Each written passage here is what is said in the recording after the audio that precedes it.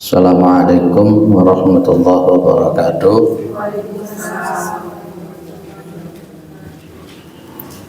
Alhamdulillah, alhamdulillahilladzi arsala rasulahu bil huda wa dinil haq liyudhhirahu 'ala dini kulli wa kafa billahi syahida. Asyhadu an la ilaha illallah wa asyhadu anna Muhammadan abduhu wa rasuluhu la nabiyya ba'dah. Allahumma shalli ala Muhammad wa ala alihi wa sahbihi wa man tabi'ahum bi ihsanin ila yaumiddin, amma ba'du. Kita bersyukur kepada Allah atas segala nikmat yang diberikan oleh Allah kepada kita semua, terutama sampai pada pagi hari ini kita masih diberi kekuatan iman dan Islam, kita masih diberi kesehatan dan kesempatan sehingga kita masih bisa melaksanakan kewajiban kita untuk thalabul ilmi, yang mudah-mudahan kesempatan yang semacam ini senantiasa diberikan oleh Allah kepada kita semua sampai nanti kita menghadap kepada Allah yang tentunya dalam posisi husnul khatimah. Salawat salam tetap dilimpahkan kepada Rasulullah Muhammad SAW sebagai khatamul anbiya wal mursalin, penutup para nabi dan rasul, yang tidak ada nabi lagi sesudah Nabi Muhammad SAW. Baik, kita lanjut ya sampai hadis nomor 74. Jadi wa an Aisyah radhiyallahu anha anna Rasulullah sallallahu alaihi wasallam qala man asabahu qai'un aw ru'afun aw qalasun aw madiyun falyansarif falyatawadda thumma liyabni ala salatihi wa huwa fi dzalika la yatakallam. Akhrajahu Ibnu Majah wa ta'abahu Ahmad wa ghairuhu. Hadis ini disepakati oleh para imam ya. Hadis ini disepakati oleh para imam. Kalau di bawah di situ dikatakan dhaifun ittafaqa al-a'immatu ala dha'fihi ya, hadis yang dhaif yang sepakat para imam itu atas kedhaifannya. Nah, hadis 74 ini kan menerangkan ketika kita kena muntahan, kita kena kotoran, kita kena madhi dan lain-lain, maka kita membatalkan sholat, kemudian berwudu, dan kemudian membangun lagi sholatnya. Dan ini mohon maaf hadisnya dhaif. Jadi kalau ada orang itu sholat umpamanya, pas ketika sholat kemudian dia terkena najis, maka wudunya tidak batal. Yang batal itu apanya? Yang batal apanya? Pas ketika dia sholat ya, kemudian umpamanya bajunya kena najis ya, wudunya tidak batal kalau sholatnya. Nah, kalau di hadis ini falyatawadda tsumma liyabni ala salatihi, maka hendaklah dia berwudu dan dia membangun kembali sholatnya. Seharusnya yang perlu kita garis bawah, yang batal hanya sholatnya, karena rukun daripada sholat itu adalah suci dari najis pakaian ataupun tempat. Sementara yang terkena tadi itu kan tubuh atau bajunya atau mungkin tempatnya, sehingga wudunya tidak batal. Yang membatalkan wudu itu diantaranya yang pernah kita bahas adalah keluarnya sesuatu dari dua lubang. Ya, atau kemarin sudah kita bahas menyentuh, mohon maaf, kemaluan tanpa ada hailnya. Yang kemarin sudah kita kompromikan ya dari hadis-hadis yang berbeda itu, ketika tidak ada hail dia menyentuh kemaluan maka itu membatalkan. Atau tadi apa? Keluar dari dua lubang. Melakukan hubungan suami istri batal. Ya, otomatis itu haid nifas otomatis sudah. Ya. Tapi kalau untuk terkena sesuatu di tubuhnya, ya dari sesuatu luar kemudian kena ke tubuhnya, maka itu tidak membatalkan wudhu. Clear ya Bu? Hadis ini pun juga hadis ini disepakati oleh para imam. Di syarahnya di situ di bawah, dikatakan apa tadi? Kalimatnya dhaifun ittafaqa al a'immatu ala dhafihi. Yes. Baik.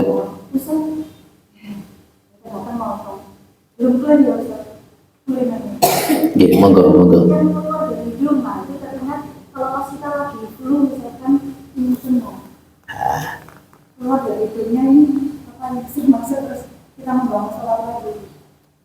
Dia tidak membatalkan wudhu. Jelas, tapi juga tidak membatalkan sholat. Ikal kan pas ketika yang membatalkan sholat itu, ketika satu dia tidak melakukan rukun. Kalau cuma umbelen itu tidak mengeluarkan. Enggak, kalau kita berpatokan pada hadis ini kan mengeluarkan apa yang keluar satu dari hidupnya. Betul, makanya hadis ini toh. Hadis ini dhaif. Nanti kalau kita menggunakan hadis ini jenengan yang flu susah. Makanya di sini diterangkan hadisnya itu dhaif, bahkan kesepakatan para imam. Tidak hanya para ulama tapi al-a'immah. Jadi para imam-imam. Jadi hadis ini tidak bisa dipegang ya Bu. Hadis ini tidak dipakai, tidak dipegang. Kalau umpamanya ada orang begini, Ustadz, saya mengambil hadis ini sebagai fadhailul a'mal, bagaimana? Intinya jadi menarik. Karena di sekeliling kita, di masyarakat kita seringkali menggunakan hadis-hadis yang dhaif untuk fadhailul a'mal. Apa sih fadhailul a'mal itu? Nah, boleh tidak? Memang ada sebagian, saya katakan sebagian, tidak semuanya para ulama yang membolehkan untuk fadhailul a'mal di dalam masalah-masalah hadis yang dhaif. Tapi ingat itu fadhailul a'mal dalam konteks masalah hukum beda ya. Tapi saya cenderung memakai pendapat hadis dhaif apalagi disepakati oleh para imam, maka hadis dhaif jangan dilakukan. Kenapa? Kuatirnya masuk ke ranah hadisnya Nabi, man kadziba alayya muta'ammidan falyatabawwa maq'adahu minan nar. Apa itu artinya? Barang siapa yang berdusta atas namaku muta'ammidan secara sengaja, maka falyatabawwa maq'adahu minan nar, maka hendaklah dia menempati tempatnya di neraka. Lebih baik ikhtiyatnya kita pakai yang sahih. Kalau dhaif khawatirnya itu tadi, kok dong-dongi kita ngomong ini dari Nabi, ternyata bukan dari Nabi. Itu berarti kan berdusta atas nama Nabi. Wong ada orang saja yang mengatakan ini dari si fulan, ternyata si fulannya nggak ngomong gitu, ya bencak-bencak ya. Clear ya, hadis itu dhaif. Keluar umbel, keluar mutahan, keluar madi. Kalau keluar madi itu jelas membatalkan wudhu. Tapi tidak mandi besar. Kalau yang membuat mandi besar itu ketika keluar mani. Ada mandi kemarin, ada mandi, ada mani, ada wadhi. Itu beda, 3 hal itu. Kalau keluar mani harus mandi wajib. Tapi kalau keluar madi sama wadhi itu tidak wajib mandi besar, tapi membatalkan wudhu karena dia termasuk yang keluar dari 2 lubang. Yang nomor 75 ini yang menarik. Apakah itu merujuk pada konteks membatalkan atau hanya termasuk pada konteks kesunahan, atau termasuk pada posisi kesunahan. Jadi berkenaan dengan orang yang makan daging kambing sama daging onta. Jadi dari An-Jabir bin Samurah radhiyallahu anhu, anna rajulan sa'alan Nabi sallallahu alaihi wasallam atawadhu min luhumil ghanami. Ada seseorang laki-laki yang dia tanya kepada Nabi, ya, pertanyaannya begini, atawadhu min luhumil ghanami, apakah saya berwudu dari daging kambing? Artinya saya makan daging kambing, itu saya wudu apa enggak? Nabi bilang insyita, kalau kamu mau silakan. Kalau kamu mau silahkan. Terus dia tanya lagi, atawadhu min luhumil ibili, apakah saya wudhu dari daging-daging onta? Kalau tadi kambing, sekarang onta. Jawabannya Nabi, na'am. Na'am, iya, silakan berwudhu. Nah, ini berwudhunya dia itu, apakah wudhunya batal ataukah merujukkan kepada keutamaan saja? Kalau kita melihat di fikih itu, ya terutama di madhab Imam Asy-Syafi'i rahimahullah, terutama di madhab Syafi'i rahimahullah, itu tidak membatalkan, tapi merujuk kepada keutamaan. Makan daging kambing pun juga begitu. Tapi kalau saya memahaminya begini loh Bu, saya memahaminya itu, mari mangan daging kambing kan yuk bau, kemudian sholat pakai dengan bau daging kambing, itu kan juga gak bagus. Kenapa gak bagus? Nanti jenengan akan lihat di etika masuk ke masjid, di kitab Sahih Adabil Islamnya, Rasulullah itu melarang orang itu masuk ke masjid dengan membawa bau. Habis makan apa itu? Brambang, bawang, termasuk al-qurrat. Qurrat itu termasuk makanan yang memang mengeluarkan bau kalau dimakan, mungkin termasuk pete, jengkol gitu. Dan Nabi hanya bilang fala yaqrabanna masajidana, jangan mendekati masjid-masjid kami, jangan mendekati tempat sholat kami. Loh, itu apakah menjadi sebuah bentuk etika, adab, ataukah membatalkan sholat itu? Ternyata itu adalah adab, etika. Jangan sampai kemudian kita datang ke masjid membawa bau-bau sehingga kemudian mengganggu jamaah yang lain. Kalau dikaitkan dengan hadis itu, mungkin kita makan daging kambing, itu bau aja, bau kambing dan sebagainya, kita berwudu, kita bersihkan, sehingga kata-kata bertawadhu dalam konteks berwudu ini dalam posisi membersihkan bau mulutnya dan sebagainya dan sebagainya.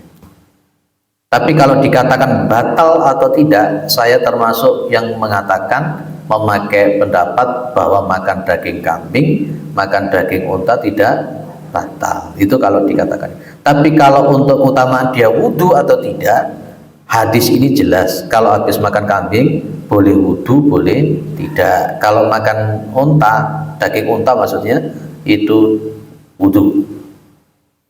Ini tanjih atau perintah lah itu. Nanti kan kita pahami ada istilah haram, ada istilah mubah, ada istilah wajib. Dan nanti ada makruh yang sifatnya makruh tahrim, dan ada sifatnya makruh tapi makruh tanzih. Nah, ini jadi menarik sekali. Wes gak usah agak-agak, yang simpel saja. Yang simpel saja. Saya termasuk yang memahami makan daging kambing atau daging unta tidak batal. Ketika berwudu itu menjadi sebuah keutamaan dalam posisi membersihkan mulut, membersihkan apa ketika kita akan makan itu. Dan juga kalau kita itu pas sholat, nah ini pertanyaan saya, pas ketika sholat kita habis makan daging kambing, makan daging unta, masih ada sisa-sisa di mulut. Pas ketika sholat kemudian kita menelan sisa-sisa itu, batal atau tidak?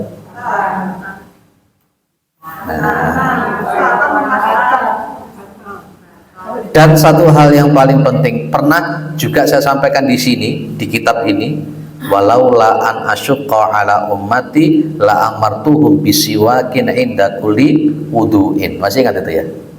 Dan andai kata tidak memberatkan umatku, maka aku pasti perintahkan umatku itu untuk gosok gigi setiap kali sholat atau mau wudu. Kalau saya memahaminya, indakuli sholatin itu ya wudu itu.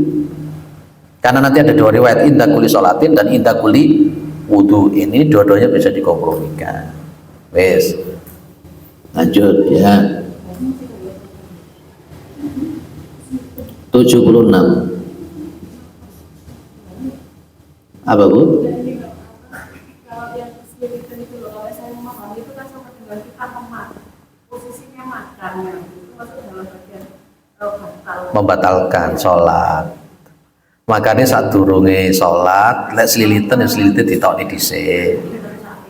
Di kumur-kumur, gosok gigi, ojo sampai engko marunut lilite metu pas lagi sholat dikecapi, baru ditelan, itu ya batal. Nggih, apa mana bingung permen. 47. Kok 47? 76. Ngantuk iki rupane iki. Man ghassala mayitan falyaltasil. Lagi-lagi hadis ini dhaif ya. Dha'afahu jama'un min ahli ilmi. Minhum Muhammad bin Yahya Ad-Dahabi wa Ibnu Madini dan seterusnya. Termasuk didhaifkan oleh Imam Al-Bukhari. Kita pakai nih. Man ghassala maitan falyagtasil. Barang siapa yang memandikan mayit, maka hendaklah dia mandi. Wa man hamalahu falyatawadda. Barang siapa yang membawa mayit, maka hendaklah dia berwudu.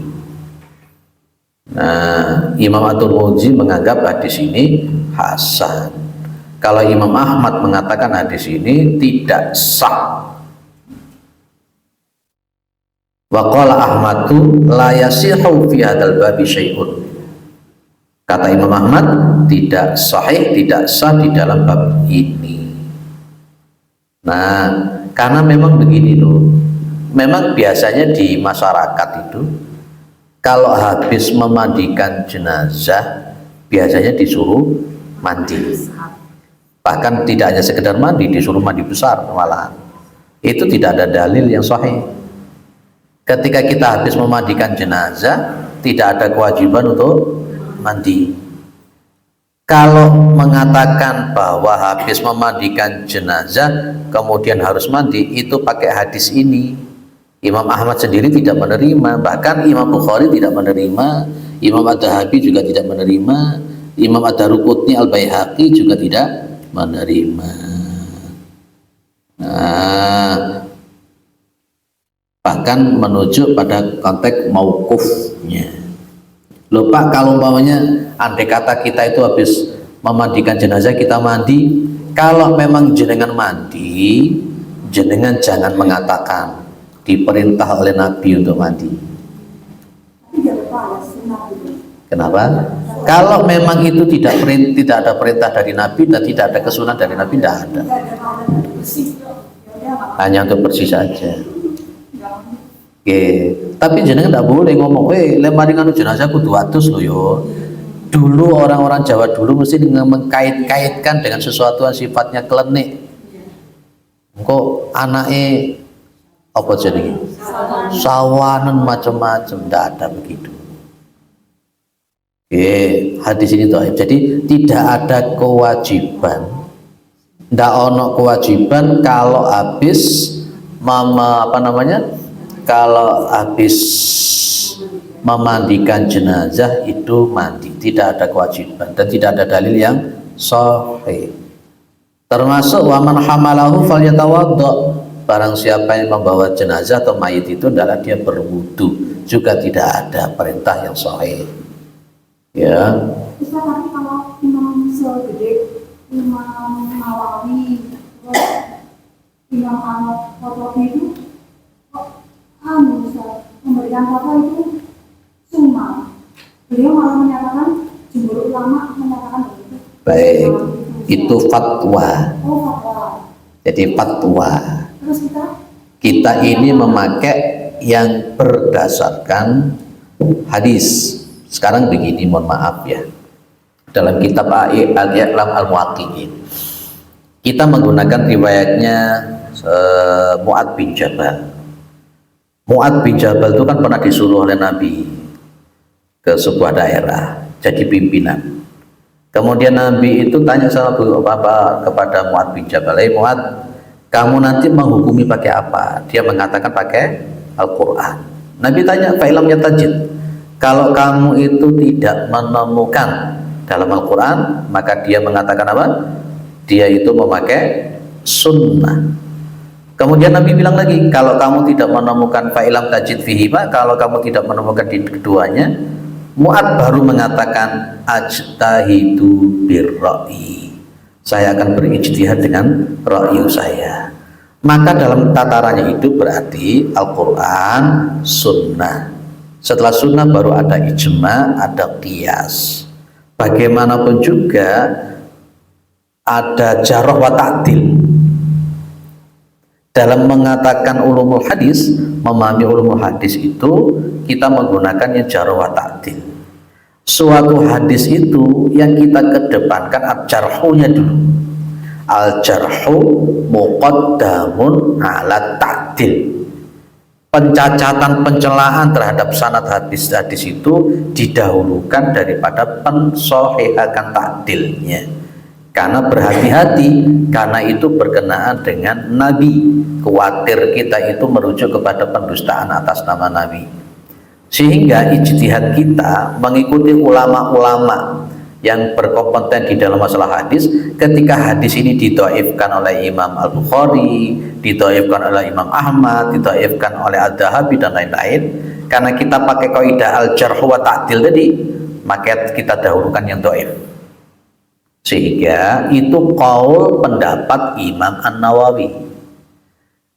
Pensunnahan daripada mandi setelah memandikan jenazah itu fatwanya, ijtihadnya. Tapi kalau berkenaan di dalam hadis ini tidak ada yang sahih perintah untuk memandikan. Sehingga kalau umpamanya, mohon maaf, mensunnahkan mandi harus pakai dalil. Di samping itu, pernahkah Nabi Muhammad itu setelah memandikan jenazah beliau mandi? Tidak ada riwayat. Tentu Rasulullah jauh lebih paham.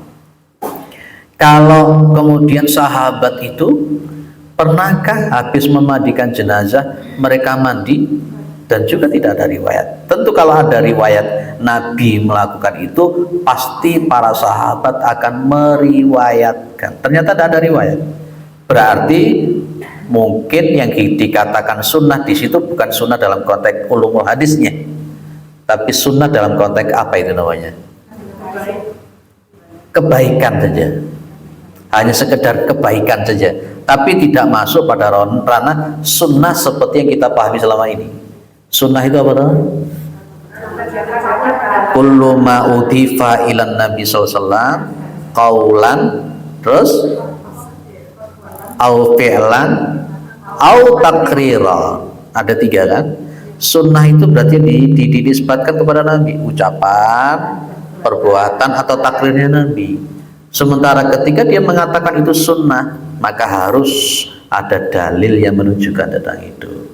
Berarti itu hanya sekedar sunnah, bukan dalam konteks ini, hanya sebuah bentuk kebaikan.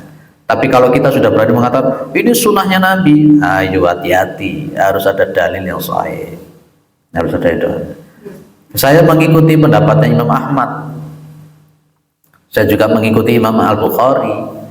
Imam Al-Bukhari itu salah seorang imam hadis yang sangat ketat dan berhati-hati di dalam menerima itu. Gitu ya? Jadi dengan selama ini kalau habis memandikan mandi benar? Mandi.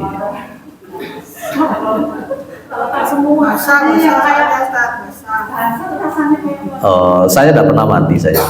Kalau memandikan jenazah tidak pernah mandi. Tapi kalau mandikan jasad asal dulu nggak apa-apa ya? Tidak apa-apa. Nah, kalau jenengan mau mandi, ya mau pakai pendapatnya Imam Nawawi tadi, hanya sebagai sebuah kebaikan tadi, keabdolan, tidak, keutamaan itu dalam konteks kita. Atau mungkin ada mengatakan fadhail al-amal. Tapi kalau dikatakan sebagai bentuk yang sahih daripada qat'i, daripada dalil, tidak ada. Itu. Baik. Ini yang nomor 77 ini menarik ini. Wa an Abdillah ibni Abi Bakir rahimahullah.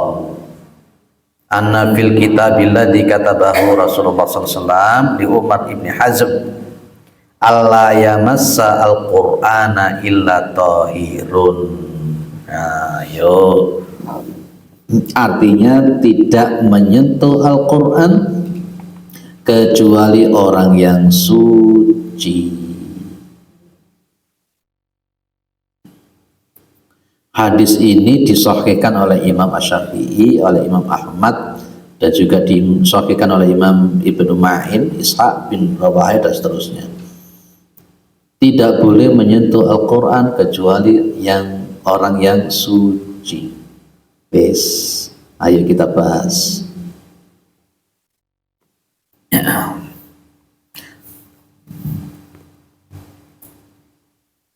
Suci di sini maksudnya apa?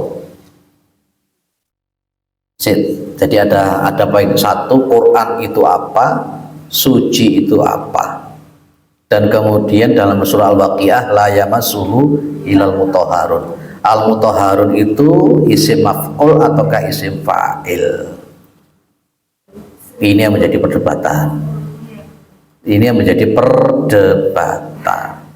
Poin pertama dulu. Nanti kita lihat dari sisi fikih dan dari sisi adab.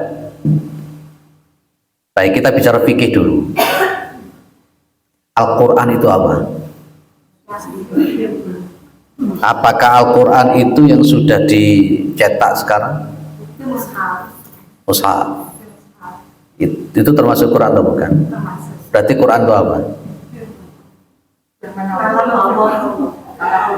Kalau umpamanya jenengan menulis ayat-ayat Al-Quran di kertas, itu sudah Quran atau belum?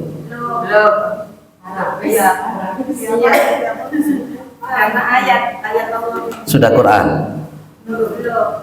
Kenapa kok belum? Lah kalau begitu Quran itu apa?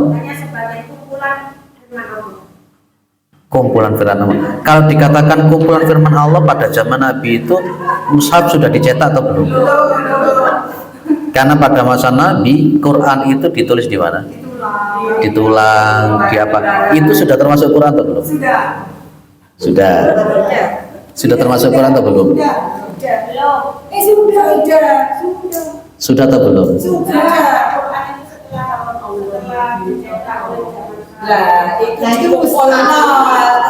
Kalau sudah dikumpulkan jadi mushaf, itu dinamakan Quran. Kalau begitu yang dimaksud oleh Nabi di sini tidak boleh menyentuh Quran, itu Quran yang mana?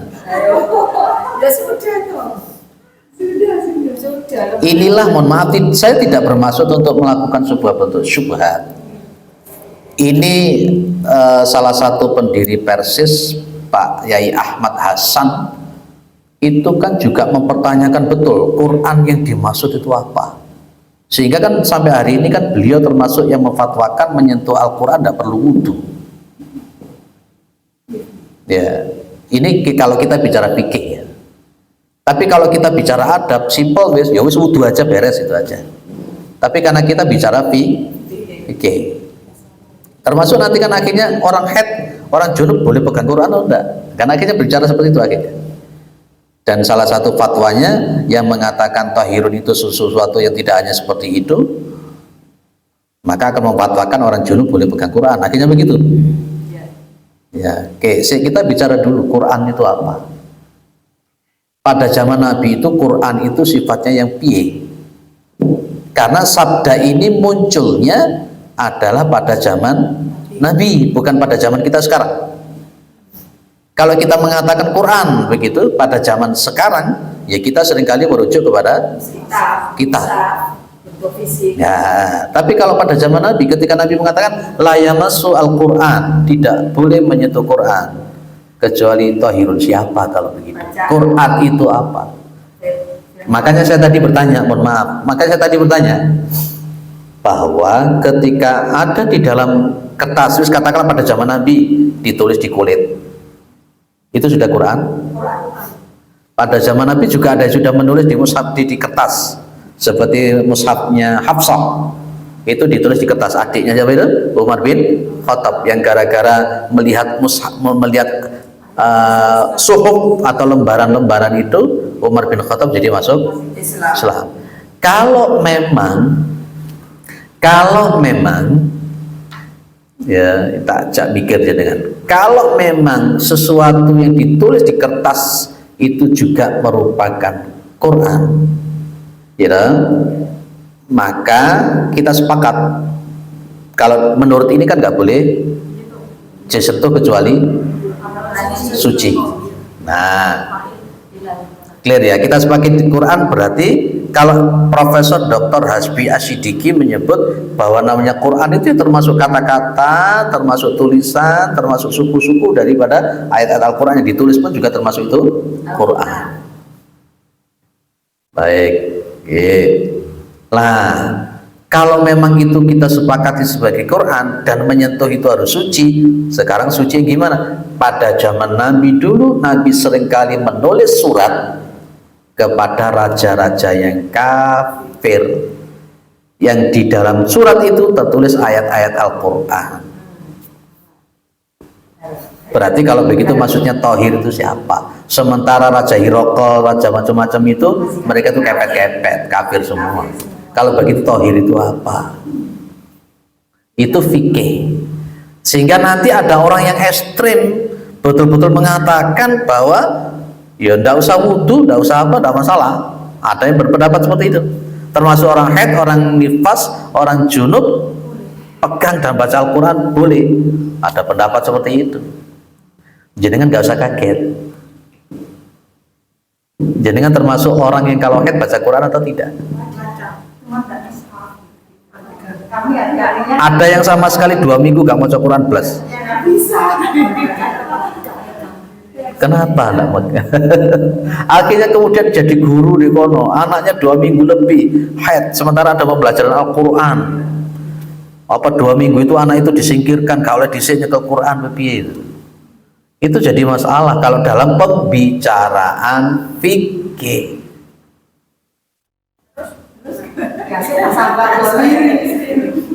Jadi Quran itu bukan fisik.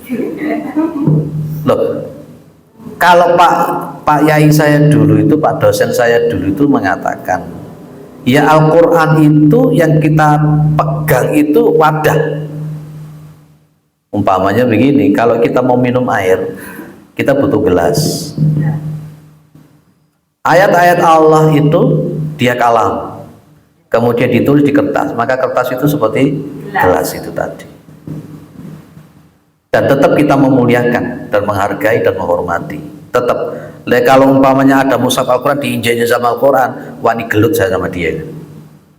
Walaupun itu dikatakan wadah, tapi dia harus tetap dihormati dan sebagainya.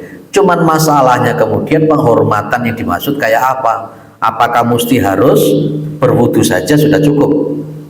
Banyak orang itu Al-Quran ditaruh di atas lemari, mau ngambil berwudu, mau baca dicium, tapi ayat-ayatnya tidak pernah dilakukan. Maka berarti di sini tohirun itu siapa? Wes saya gak mau ribet-ribet, jadi tambah bingung. Wes gini aja loh. Tetap secara etika, jenengan kalau megang mushaf Al-Quran wudu, itu aja wes. Jenengan wes gak usah melo-melo sing aneh-aneh. Kalau saya pribadi, memang istri saya sempat tanya saya, boleh ndak sih megang saya head ini? Kita lagi bersih-bersih ini. Ya cekelan gak apa-apa, bersih-bersih. Dalam konteks menyelamatkan tidak terhormatnya Al-Quran ketika dibawa, ketika diapa. Berarti yang dicekel kan gelasnya. Ya kan Ustaz? Itu karena ad-daruratu tubihul mahdurat. Ketika jenengan dalam posisi normal, maka posisi jenengan juga menghargai Quran, tetap berwudu. Kalau saya tetap seperti itu. Itu aja konteksnya. Memang ada yang berpendapat ekstrim seperti saya sampaikan tadi. Jenengan nggak usah melo-melo. Loh Pak, kalau saya haid apakah saya baca Al-Quran? Banyak para ulama mengatakan baca Al-Quran tanpa memegang mushaf itu diperbolehkan. Ada yang mengatakan seperti itu karena memakai dalil karena Rasulullah SAW yadkuru fi kulli ahyanihi, adalah Rasulullah SAW itu berzikir kepada Allah di dalam fi kulli ahyanihi, itu dalam posisi dalam keadaan apapun beliau. Tapi memang kebanyakan para ulama menyebut bahwa memegang Al-Quran itu tanpa wudhu itu ya banyak yang menyebutkan haram, banyak yang menyebutkan haram, memang banyak. Tapi diutak-atik seperti salah satu ulama yang tadi saya sebut, ya menunggu ya hasilnya. Simpel saja wis, jenengan tetap berwudu, memegang Al-Quran sebagai bentuk, meskipun cuma memegang gelasnya, jenengan tetap. Tapi yang paling pokok tohirunnya di sini, sucinya di sini adalah ini loh, hatinya dibersihkan. Niatnya kita memegang Quran itu apa? Kita membaca Al-Quran niatnya apa? Karena kita itu memegang Al-Quran, membaca Al-Quran memang betul-betul wa ma umiru illa liya'budullaha mukhlishina lahud-din. Bersihkan di hati ini hal-hal yang itu kan tohir juga. Bersihkan hati ini dari hal-hal yang tidak diridhoi oleh Allah ketika berkenaan dengan masalah Al-Quran. Contoh, masih ingat hadisnya Abu Hurairah atau Ibnu Abbas? Ada 3 kelompok loh yang di Yaumul Qiyamah didustakan oleh Allah. Di antaranya kan ahli ilmu, belajar ilmu, mengajarkan ilmu dan membaca Al-Quran. Allah itu cuma mengatakan dusta, Pak. Ya termasuk kamu membaca Al-Quran karena ingin dipuji sebagai orang yang ahli baca Quran. Itu berarti tidak suci. Apanya tidak suci? Hatinya. Maka berarti boleh kita sebut ila tohirun, termasuk suci dalam konteks hatinya itu, ditata niatnya dan sebagainya. Wis, itu saja yang simpel. Jadi saya juga termasuk ketika memegang Al-Quran berupaya untuk berwudu. Wong nggak sulit toh berwudu itu.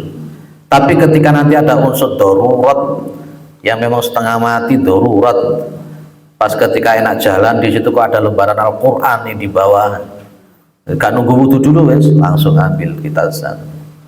Maksudnya memegang itu ya untuk membacanya. Memegang Quran dengan niat membaca itu harus begitu. Atau sembarang mau pegang Quran. Kebanyakan para ulama dua-duanya. Kebanyakan para ulama dua-duanya. Karena walaupun itu disebut wadah dan gelas, itu pun juga tidak pernah terpisah dari kalam. Itu kebanyakan ulama, terutama di mazhab Syafi'i rahimahullah. Di Indonesia ini, kalau berkenaan dengan memegang Al-Quran, kolot harus berwudu. Oh jangan berwudu. Kayak seperti halnya disentuh sama suaminya harus berwudu. Kolotnya di situ kayak kemarin kita bahas itu. Clear ya? Bisa potong ini, jadi selama ini saya nggak tahu yang lainnya. Ada sholat. Jadi kalau berkenaan dengan wajib itu, ketika kita sedang bersih itu kita pakai musraf. Nah, kan supaya wajib-wajibnya nggak terhenti, maka ketika kita lagi dapat itu kita pakai yang ada tajamnya. Jadi memang ada yang memberikan solusi. Ketika kalam-kalam Allah tertulis itu di dalam kertas, yang di kertas itu banyak tulisan ajamnya. Apa ajam itu, Pak? Kok sampai Pak? Ajam itu tulisan-tulisan yang selain Arab. Mungkin terjemahannya, mungkin tafsirnya, mungkin lah itu kebanyakan para ulama membolehkan. Tak apa-apa. Tapi memang lek sing ribet-ribet itu orang memilih sing yang tadi itu. Gak wudu gak apa-apa. Jadi karena di pemahaman kalimat Al-Quran itu apa, tohirun itu apa. cuma tentang rasa, tentang rasa bahwa ini cita-citanya Allah. Jadi kalau kadang gitu loh terkait ke murid ke guru, nah Al-Quran juga seperti itu gitu. Berarti itu pendekatan etika, bukan hanya sekedar pendekatan fikih. Dan dulu sudah saya sampaikan, jangan hanya berdekatan pada posisi fikih saja, tapi etika juga penting.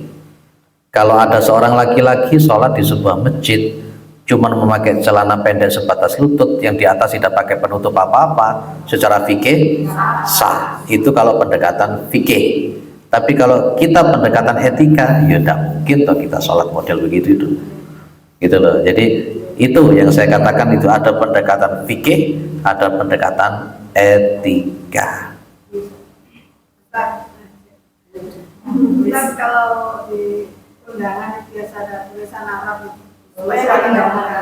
Lah makanya itu, makanya kalau dari bagi pendapat, pakai pendapat yang terlalu ikhtiyat semacam itu, bahkan memegang undangan jadi kawani kan gitu ya.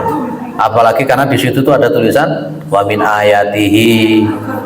Nah, itu kan surat Rum ayat 21. Bagi orang-orang yang memahami sekolot itu ya sampai mengganggu undangan aja gak berani akhirnya nanti. Maka di sini bagi orang-orang seperti itu memberikan solusi, ini darurat. Darurat. Kalau udah nggak dipakai terus diapain? Dibakar aja. Kalau saya dibakar aja. Ya, jangan suka meremehkan ayat-ayat Al-Quran. Nanti kita akan diremehkan juga oleh Allah. Dibakar aja. Sebenarnya tidak perlu loh undangan pakai ngono-ngono gitu. Nggak perlu. Termasuk pas ketika mantenan temu itu nggak perlu saja dimaca Quran. Kalau sing ngrungokne. Lah iya, pas ketika temu manten itu, saya sering melihat orang-orang temu manten sampai diwacana Quran. Kalau sing ngrungokne ngecopret sampai apa sih maca Quran sampai gedeng-gedeng kan sing ngrungokne. Nanti tidak usah lah Bu, kalau jenengan mantu gak usah sing aneh-aneh gitu lah. Kecuali kalau orang yang jenengan undang itu memang betul-betul menghargai Quran, menghormati Quran. Padahal Al-Quran mengatakan wa idza quri'al Qur'an fastami'u lahu wa ansitu la'allakum turhamun. Segitu aja ya. Jadi dibakar aja Bu, gak usah dimasukkan ke sampah apa mana diite-ite. Aduh, itu ada ayat Al-Qurannya itu. Karena pada masa Nabi, Quran itu masih ditulis di lembaran-lembaran, di anu dan sebagainya. Berarti kembali pada zaman Nabi kan seperti itu juga. Tes. G. Baik. Al-mutahharun itu pakai isim maf'ul. Bukan al-mutahhir. Kalau al-mutahhirun berarti orang yang makanya konteksnya di antara pemahaman membolehkan memegang tanpa wudu tadi, karena yang dimaksud mutahharun itu adalah malaikat, gitu loh. Karena yang disucikan siapa? Malaikat. Dia berpegang di lauh mahfuz, Al-Quran sudah ada. Sehingga ada orang memahami loh, yang dipahamkan itu kan Al-Quran ini adalah malaikat yang la yamassuhul mutahharun. Cuma saya dapat pemahaman dari Ustaz yang sono tuh, kalau lahar itu kan suci secara fisikal gitu. Jadi ya memang harus suci fisiknya ya lewat itu gitu. Beda dengan putus, beda dengan ada beberapa secara tekstual. Gitu secara lugonya kan. Iya. Kata beliau. Jadi makanya ada sisi yang sifatnya hakiki dan ada sifatnya sisinya majazi. Kayak seperti layamassu kayak seperti layamassu itu melihatnya pada konteks yamassunya, karena di dalam Al-Quran rata-rata kalimat massa yamassu itu mesti sifatnya majazi. Coba perhatikan. Kayak seperti masalah menyentuh awlamas tumun nisaa, itu apakah dipahami majazi atau hakiki? Lah kan akhirnya muncul di situ juga. Dan ternyata berkenaan dengan menyentuh Al-Quran itu majazi apa hakikinya? Karena rata-rata dalam Al-Quran kata-kata massa yamassu, masan itu mempunyai makna menyentuh, itu berarti yang sifatnya majazi. Nah kalau bagi orang yang memahami massa yamassu, masan itu majazi, terus kemudian mutahharun itu adalah sifatnya isim maf'ul, berkenan kepada malaikat, ya lebih cenderung kepada pendapat gak wudu gak apa-apa, sing penting atine rewesi, niate rewesi. Itu akhirnya muncul pendapat seperti itu. Lupa kalau ngaji fikih ya ruwet gini kira ngaji fikih. Iya. Iya. Bagi orang yang tidak memahami usul fikih dan sebagainya dianggap subhat ustadz ini. Kalau tak tahu hadis malah Itu kalau baca Al-Quran tanpa wudu, tanpa pakai itu gimana? Sah-sah saja. Sah-sah saja. Ada. etika benar, tapi tidak beradab. Kan ngomong, Kemanusiaan yang adil dan sila yang kedua. Kita ini ibu, mohon maaf ya. Dulu jenengan masih SMP, SMA, SMP dapat surat cinta. Dapat surat cinta dari si dia ya. Jenengan itu kalau menghargai surat itu kayak masya Allah, petino diwoco ya. Iya, tiap hari dibaca, disimpan, gak oleh katut kekubah macam-macam. Lah ini ada surat 114 loh. Yang itu yang mendatangkan bukan pacar jenengan siapa, tapi yang mendatangkan langsung Allah. Masa kita lebih menghargai surat cinta yang tadi daripada suratnya 114? Itu pendekatan etikanya begitu. Ya, maka berkenaan dengan Al-Quran, ayo berupaya semaksimal mungkin. Ya dibaca, tapi sebelum dibaca ada satu dulu. Sebelum dibaca ada satu poin paling penting. Diyakini dulu. Menjadikan moco tapi gak yakin. Kayak ada orang talis itu hafal 30 juz. Ya sama tafsir-tafsirnya, tapi kafir dia. Orientalis. Dan juga hafal ratusan ribu hadis, tapi tetap kafir dia.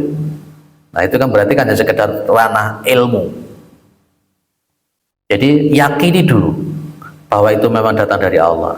Yakin, kalau memang sudah yakin, baru sebagai bukti keyakinan itu baca. Kalau dibaca, setelah dibaca pahami. Kalau sudah dipahami, berupaya untuk mengamalkan. Kalau sudah berupaya mengamalkan, mengajarkan. Khairukum man ta'allamal Qur'an wa 'allamahu. Dan yang terakhir, ini paling penting juga, kalau memang kita sanggup menghafalkan. Saisoni menghafalkan, yes. Pak aku wis tuwek, usia aku wis swidak apa sih iso ngapalno? Insyaallah saisoni. Saya bisanya ya mungkin yang surat-surat pendek, enggak apa-apa. Saisoni. Mudah-mudahan. Itu kan kebiasaan kita toh, kebiasaan mengingat ayat Al-Qur'an. Karena Allah nanti akan mematikan kita sesuai dengan kebiasaan yang kita lakukan. Jenengan sudah jadi pengacara. Tanpa, bukan banyak, pengangguran tanpa acara. Maka tentu jenengan banyak-banyaklah untuk bersentuhan dengan Al-Quran. Dihafalkan. Walaupun mungkin pas ketika meninggal oleh Allah cuma dikasih sehafalan 1 juz, itu sudah mulia itu. Iya, juz amma, juz 30. Oh sedikit. Diupayakan surat pendek dulu, pelan-pelan. Pak aku sedino iso mek 1 ayat, dah apa-apa. Ustaz, kalau yang haid itu tadi Ustaz, untuk hafalan gimana? Enggak apa-apa. Enggak apa-apa kan kalau pokoknya kita enggak baca Al-Qur'an, mengamalkan mendengarkan. Enggak apa-apa. Kalau nambah hafalan gimana? Ya enggak apa-apa. Tadi kan yang dibahas kesepakatan kita tadi itu diantaranya kita tidak menyentuh, atau 2, ketika ayat Al-Quran itu dibarengi di situ ada banyak tulisan ajam. Nah, kitab-kitab tafsir yang banyak terjemahannya, banyak tafsirnya di situ kan campur kan. Nah sebenarnya tadi ada ulama yang membolehkan itu. Daripada begini, kalau saya bilang cuma sama istri saya, sampeyan 2 minggu haid, daripada 2 minggu belas gak mau Quran, maka ambil pendapat ulama yang boleh membaca tapi tidak memegang, itu lebih. Atau pendapat ulama yang memegang tapi di situ banyak ajamnya. Daripada 2 minggu plus beleng gak maca belas, lebih baik gitu. Kalau saya seperti itu, Bu. Gitu, gak apa-apa, hafalan nambah. Jenengan sudah berapa, Bu Ella? Sudah 2 juz. Juz 30 dulu dalam itu penyakit begitu memang. Cara menjaganya hafal itu hafal semua tidak baca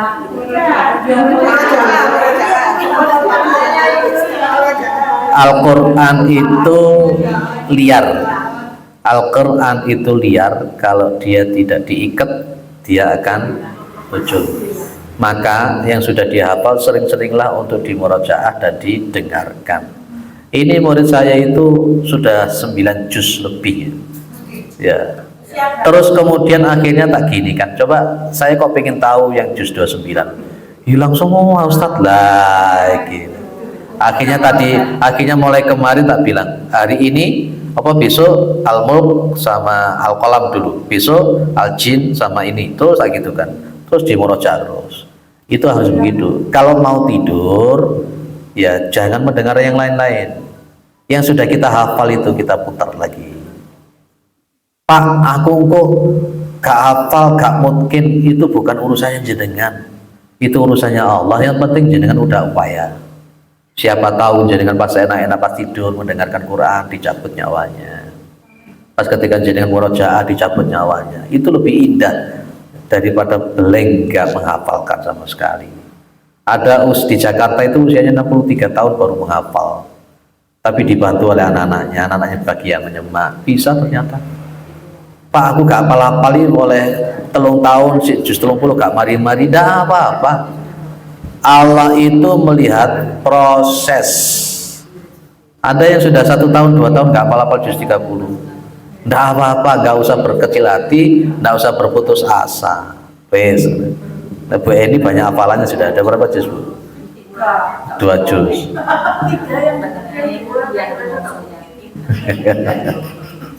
Masya Allah. Oke, lanjut ya. Loh, setengah 10, cepet deh.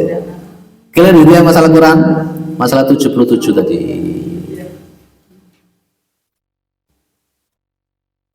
Ini loh yang dikatakan oleh Aisyah seperti yang saya katakan tadi. Wa an Aisyah radhiyallahu an qalat kana Rasulullah sallallahu alaihi wasallam yadhkurullaha ala kulli ahyani, rawahu Muslim. Wa alaqahu al-Bukhari.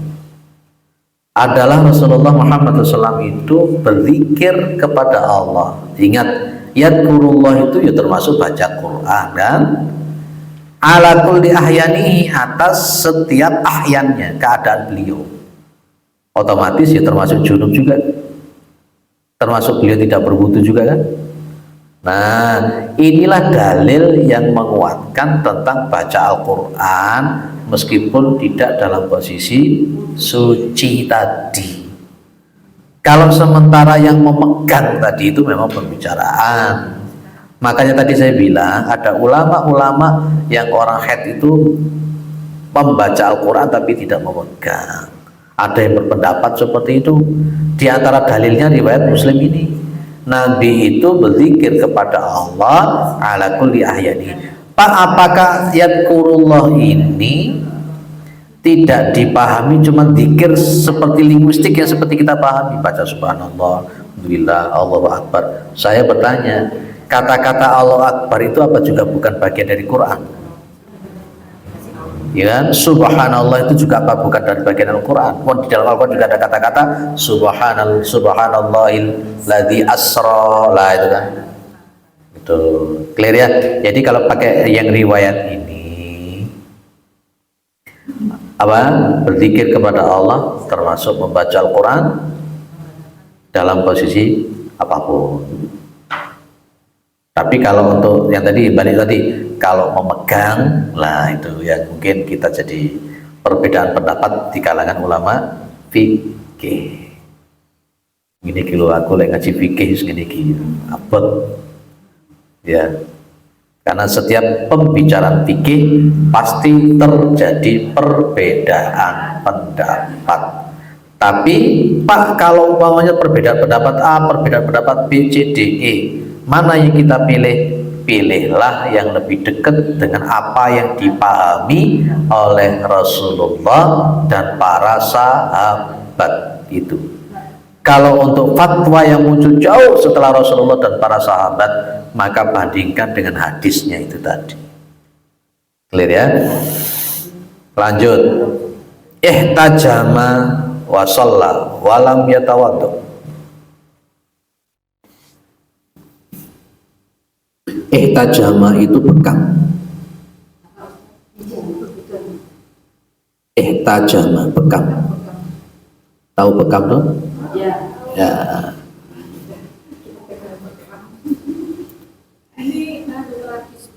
Oh, jadi terapi bekam, masya Allah. Mudah-mudahan barokah. Besok datang ke Gresik. Siapa yang dibekam? Baksos ini kan. Salah. Angkat pertama itu di Gresik sudah mulai aktif. Oh, saya ahad pertama itu subuhnya di Bumiayu, jam 6-nya di Bulu Lawang, Kaiso.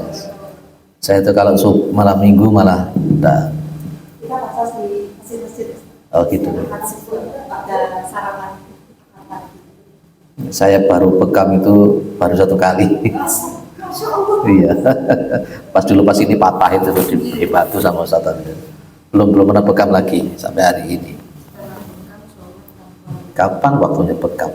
Ihtajama wa shalla wa lam yatawaddu. Imam Ad-Daruqutni menyebut hadis ini lain, lemah.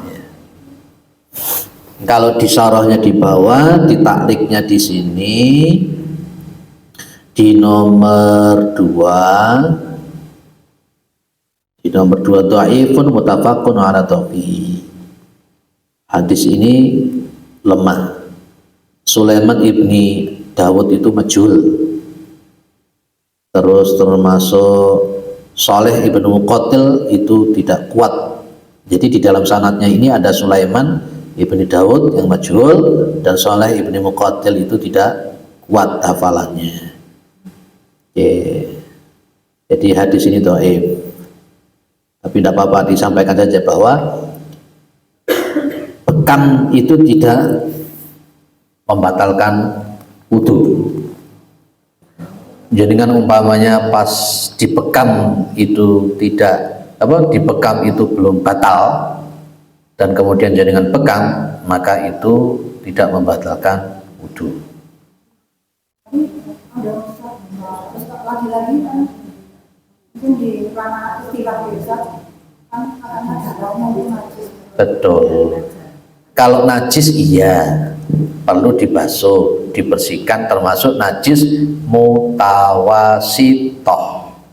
Kalau yang namanya najis itu dibersihkan tapi tidak membatalkan wudu.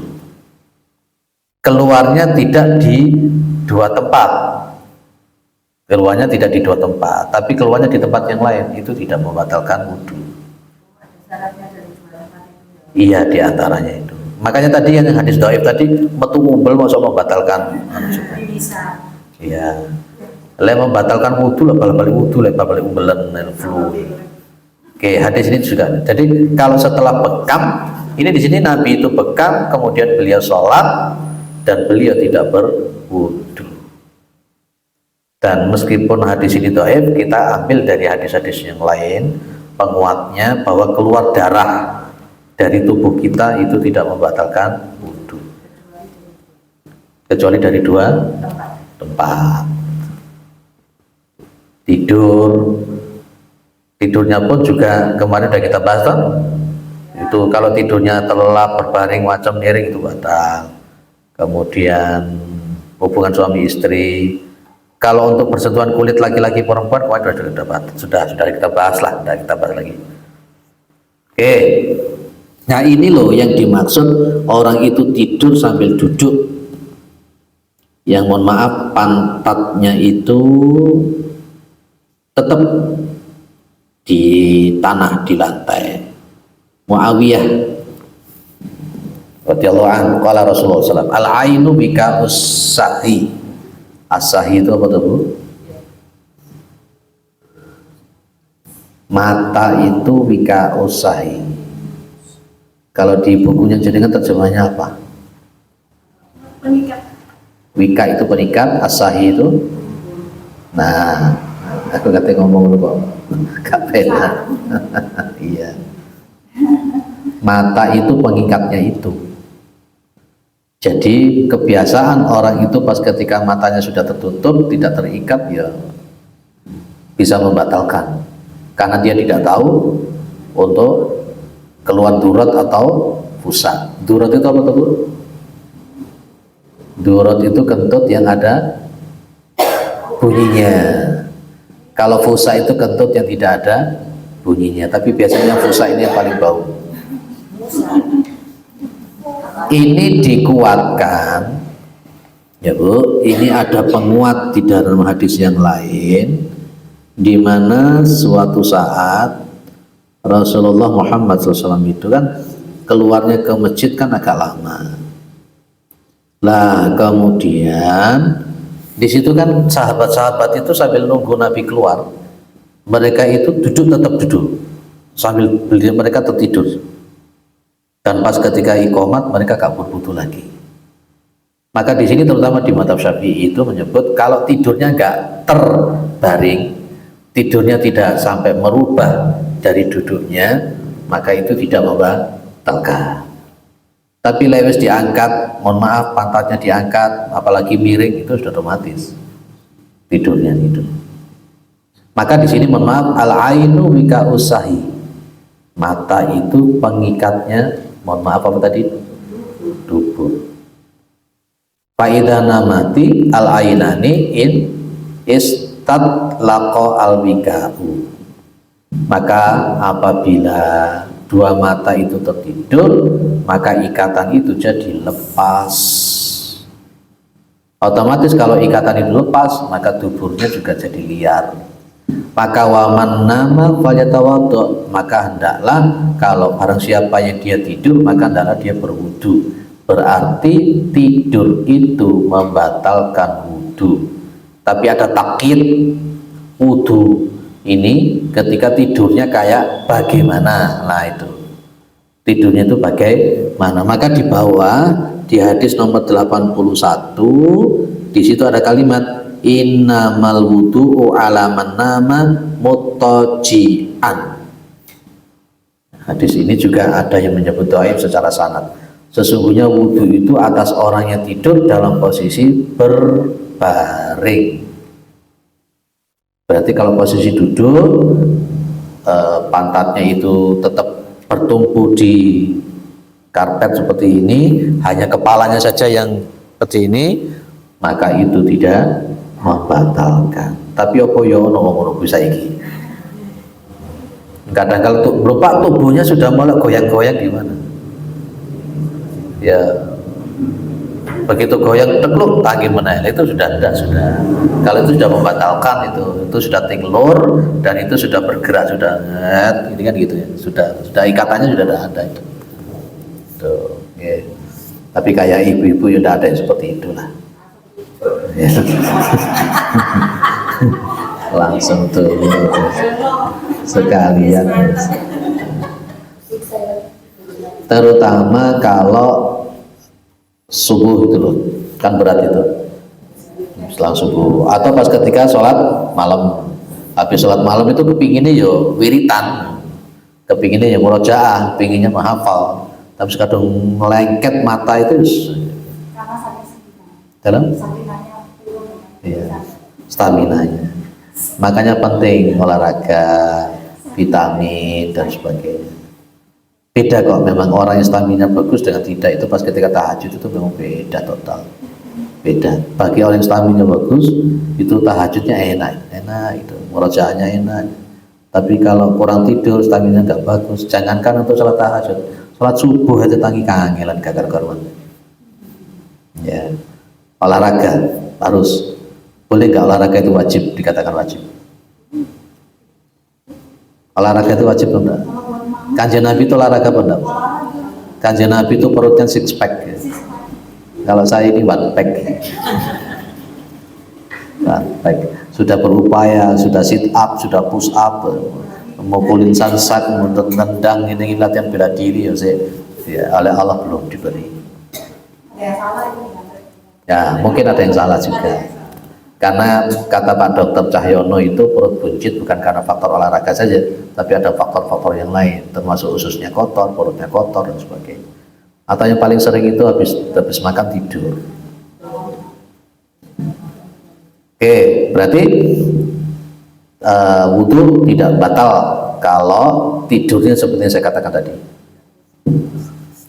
Nah, ini yang nomor 82 itu berkenaan dengan jenengan mulai ragu-ragu. Aku iki kentut apa ora sih? Lah ngono iku lho.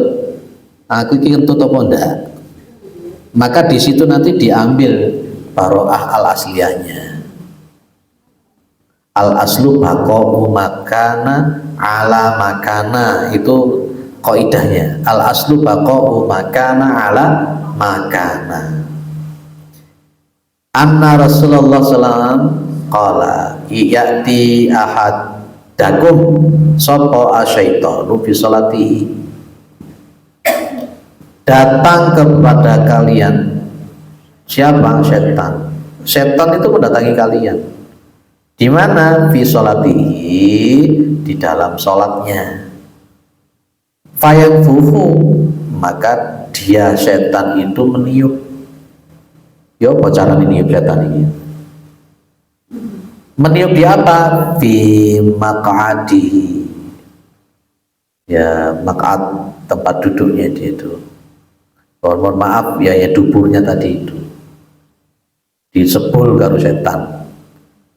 Mari ngono fayukhayyalu ilaihi annahu ahdatsa, namanya saja khayyala, yukhayyilu, ada khayal, ada halunya, dikasih was-wasnya, seolah-olah dia itu hadas. Ini salah satu godaannya setan. Jangankan untuk di dalam masalah sholat, pas ketika dia wudhu saja khayalnya ini itu sudah muncul, sehingga kadangkala ada orang wudhu itu sampai setengah jam gak mari-mari. Saya punya jamaah seperti itu. Dia cerita sama saya, Ustadz gimana sih caranya ini Ustadz? Loh kenapa sih jenengan tak lihat juga kalau wudhu kok lama sekali? Kayak orang mari wudhu untuk mencuci tangan itu loh suwi dewi. Terus dia bilang sama saya, Ustadz saya itu kalau mau berwudhu sesuatu yang jelek itu kelihatan semuanya Ustadz. Jadi saya itu jadi gak berwudhu-wudhu, ngeling seperti itu. Nah itu namanya was-was. Kalau yang di sini yang ditiup itu, mohon maaf, di duburnya, seolah-olah dia itu hadas enggak, atau mungkin mohon maaf, biasanya kan habis BAB, setelah habis BAB kemudian dia itu wudhu, kan biasanya mohon maaf di dubur itu kan ada panas, masih merasa panas itu. Sisa daripada BAB tadi apa jadi kan habis makan sambal atau apa gitu. Itu sebenarnya kentut atau bukan? Nah itu sama setan tambah dikhayal-khayalkan, batal kamu, sehingga pas ketika wudhu tidak selesai, karena merasa seperti ada sesuatu yang keluar terus dari duburnya itu. Nah kalau sudah semacam itu, sarannya dari Nabi, solusinya dari Nabi apa? Fa'idha wajada dzalika, maka apabila dia menemukan yang demikian tadi itu, ya mulai ragu-ragu batal enggak gitu, maka Nabi bilang fala yansharif hatta yasma'a sautan aw yajida rihan, jangan dia itu membatalkan sholatnya. Yansharif itu berpaling, yang dimaksud adalah batalkan sholatnya. Jangan dia itu membatalkan sholatnya hatta yasma'a, sehingga dia itu mendengar apa? Sautan, suara, au yajidarihan, atau dia menemukan bau, mencium bau. Kalau jenengan gak mencium bau dan juga tidak mendengar suara, berarti al aslu baqa'u makana ala makana, tetap dihukumi suci. Jenengan habis maghrib, habis sholat maghrib, habis wiritan, habis ba'diyah maghrib, kemudian mengikuti pengajian, kan biasanya gitu, sambil nunggu sholat isya. Pas ketika adzan isya selesai pengajian, jenengan ragu-ragu, aku mangis batal porung ya, batal podurung ya. Lah, selama jenengan tidak mendengar suara atau tidak menemukan bau, jenengan dihukumi tetap suci. Tapi kita ambil keutamaannya memperbarui wudu gitu. Salah? Kita ambil keutamaannya memperbarui wudu gitu. Kalau umpamanya jenengan memperbarui itu juga gak apa-apa. Ya, masih saya tanya keutamaannya. Keutamaan. Gitu. Enggak apa-apa, itu yang disebut nur ala nur. Ada yang memahami seperti itu. Kanjeng Nabi itu juga pernah beliau tidak berwudu dari beberapa waktu itu Nabi, tapi juga Nabi pernah meskipun belum batal juga wudu. Dua-duanya boleh. Kalau saya nun sewu mesti wudu. Kalau saya setelah saya ngisi pengajian maghrib begitu adzan saya mesti ke belakang wudu dulu. Termasuk memang bukan karena ragu-ragu, bukan, tapi karena ingin memperbarui wudu lebih seger lagi. Untuk apa lagi? Apatah lagi kalau kebelet pipis, jangan mengempet. Apa mengempet? Oh iya, menahan. Jangan sekali-kali menahan hadas. Jangan. Mau pipis saja dulu. Mau kentut-kentutkan dulu sak lego-legone. Jangan sampai pas ketika sholat sambil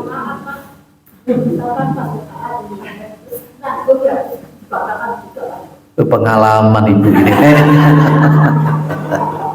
Pak Eman, Pak, tinggal tahiyat akhir, Pak, tak tahan. Kemarin begitu assalamualaikum langsung jul. Eman nih Pak, makruh. Para ulama memang menyebut sebagai makruh kalau kita itu sholat sambil menahan hadas, apalagi kalau masih rakaat pertama. Ngempet-ngentut itu tidak sehat total. Mengempet pipis juga nggak sehat total. Kalau tahiyat akhir cuma ngempetnya berapa menit? Pengalaman ya. Tapi kalau baru rakaat pertama, rakaat kedua gitu aja lebih baik. Kalau saya lebih baik kita batalkan. Kalau yang benda itu misalnya rakaat terakhir, kita ngambil keutamaannya kita batalin. Jadi gimana? Kalau jenengan mau begitu nggak apa-apa. Maksudnya yang kita tanyakan selalu adalah keutamaannya gitu loh. Berarti keutamaannya udah lebih lagi. Kalau jamaah lah makanya tadi itu akhirnya kemudian kalau diempet nanti kemudian dia wudu jamaknya hilang. Tapi masih ada yang sholat ba'diyah, kita bermakmum kepada orang yang ba'diyah kan apa boleh, dan jenengan masih tetap dapat fadilah jamaah. Setelah ke belakang udah wis mari salate, ada orang ba'diyah jenengan langsung jejer makmum boleh. Kalau iya, dan itu merupakan sodakoh bagi yang itu.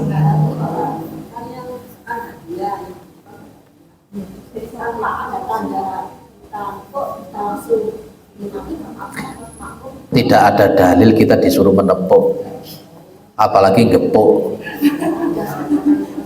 Ya. Selama ini diceblek, kok sih diceblek gak terima. Mungkin kalau cuma hanya disentuh untuk memberitahu sih tidak apa-apa. Ya. Tapi kalau untuk laki-laki enak ibu. Kalau laki-laki langsung yang sebenarnya perempuan juga tambah lebih enak lagi karena berdiri di sebelahnya. Kalau bagi orang yang mengerti, tiba-tiba jenengan berdiri di sebelahnya berarti dia paham kalau jenengan itu mau makmum. Dia gak mengerti biasanya menolak untuk jadi imam. Tangannya ngomongin bareng. Loh iya ada yang seperti itu kadang-kadang karena saking gak ngertinya itu. Nah itulah pentingnya ngaji. Jadi kalau di antara keutamaannya memang para ulama menyebut sholat sambil menahan hadas itu hukumnya makruh. Kalau dari sisi keutamaannya ya memang lebih baik tidak menahan, wudu lagi nggak apa-apa. dan masih ada jamaah kok di situ. Nah itu makanya kan dari dulu saya bicara hukum itu dibatasi oleh perasaan atau tidak. Kalau hukum itu diambil dari perasaan itu kira-kira piye? Kalau hukum itu berdasarkan perasaan orang itu gimana kira-kira? Susah, rusak semua. Sungkan aku gak teko lho, sungkan. Gak penak karo tonggo lho, ngono malian. Maka hukum itu bukan dibangun dengan perasaan, tapi hukum itu dibangun dengan dalil. Itu ya. Jadi kalau jenengan sudah mulai ragu-ragu, iki batal pora, tinggal dua itu saja. Dengar suara atau bau. Kalau enggak, hukumnya suci. Katanya benar. Apa? Katanya bahan. Kita nggak mau tetangganya yang bau. Kita nggak mau tetangganya yang salah sebenarnya. Lah, umpamanya begitu. Ini pengalaman juga sepertinya ini.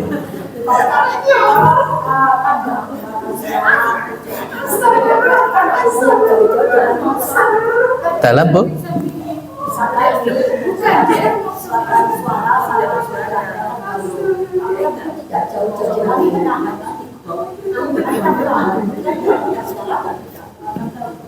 Betul memang, dan hukumnya kan berbeda. Kalau tidak bau dan tidak mendengar, suci loh. Tapi ada hukum yang berbeda. Apa itu? Menahan itu hukum tersendiri. Menahan itu hukum tersendiri. Jenengan kemudian mengatakan sepenting saya gak bau, sepenting kan tidak dengar, berarti kan tidak batal. Betul, tidak batal memang. Tapi untuk menahannya ini hukumnya sendiri. Sholat sambil menahan kentut itu ada hukum tersendiri. Apalagi menahan beol. Kadang-kala menahan sampai mulet imam itu titik mesti muring-muring. Ayo cepetan selak. Ustaz, tadi saya mendapati ada seorang ustaz yang berani loh, Ustaz. Kan yang hadisnya yang tidak ada sholat bagi yang menahan hadas. Nah sama beliau itu sampai jatuhnya loh. Lah iya, jadi dia titik haram saking hati-hatinya. Kalau para ulama menyebutnya makruh. Makruhnya itu apa sih? Karena memang yang membatalkan sholat itu jelas. Dia itu kan antara hadas. Dia itu bukan hadas. Namanya hadas itu kan berarti keluarnya dari sesuatu udah lubang tadi. Sementara dia kan tidak keluar. Cuman hukumnya dia penahan. Ya apa caranya gak metu. Sehingga pas begini, sudah di sop paling depan, di belakangnya imamnya mocone dawa-dawa, kemudian perutnya sudah melilit-lilit, kate ditok niku yo bingung heman, gak ditok niku engko metuni liwat. Ya. Wes gak usah cerita sing aneh-aneh. Lanjut, kurang satu hadis wes. Loh, kurang satu hadis kan, tenan. Habis ini masuk ke wilayah kitab sholat. Oh belum, Qada'il Hajah. Masih Qada'il Hajah ya. Oke. Qada'il Hajah itu hadis ke dalam? Oh, beda ya. Baik. 84 sama seperti di atas dari Abu Hurairah. 85. Idza jaa ahadakum syaitan faqala innaka ahdatsta falyaqul kadzabta. Dari Hakim, dari Abu Hurairah, Abi Sa'id marfu', hadisnya hadis marfu'. Idza jaa ahadukum syaitan, apabila datang kepada kalian itu syaitan. Faqala, maka syaitan ngomong, innaka ahdatsta, kamu sudah hadas. Terus hadas kamu itu batal. Maka faqul, kata Nabi, maka katakanlah kadzabta, kamu dusta, goronto. Karena patokannya tadi apa? Bau sama suara. Kalau setannya, lu terus apakah kita ngomong ke setan, goronto awakmu, ya batal sholatnya. Artinya falyaqul fi nafsi, maka hendaklah dia itu berkata fi nafsi dalam hatinya. Itu namanya was-was. Jenengan batal kamu, terus gak usah direken. Jenengan gak bau kok, jenengan juga gak menemukan suara kok. Lanjut sudah. Itu setan harus dilawan. Dan ada juga orang itu jangankan wudhu, masalah sholat tuh takbiratul ihram yang balik-balik gak kelar-kelar. Ya sering lihat jenengan ya. Itu karena was-was. Ya setan itu. Dan itu nanti di tengah-tengah sholat itu pun juga setan terus memberikan was-was seperti itu. Ya, kalau umpamanya yang menggoda itu kelihatan, itu wani gelut kan itu. Ini yang goda gak kelihatan loh. Katanya jenengan tempiling sing di tempiling.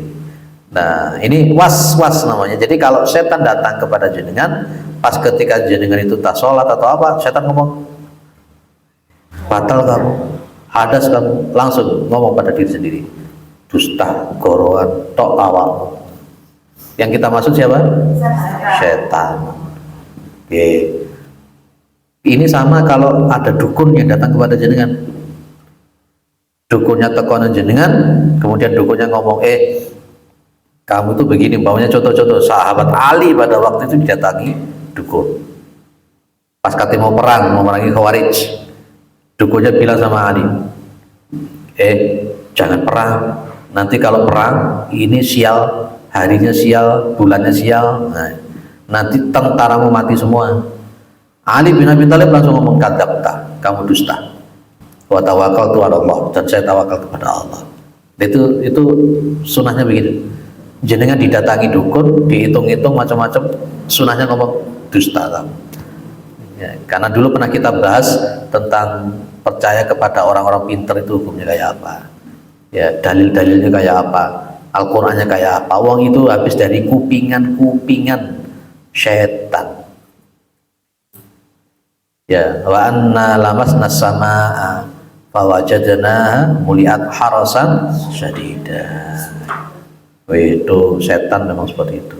Bahkan juga ada di bawahnya itu wa anna kunna naq'udu minha lisana' faman yastami'il ana yajid lahu shihabar rasada.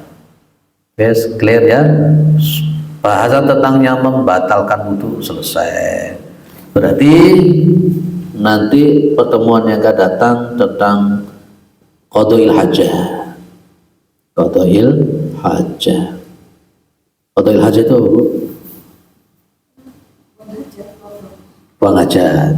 BAK, BAP, ya itu nanti jenengan masuk ke kamar mandi gimana dan sebagainya nanti kita bahas di mulai hadis nomor 86 dan seterusnya.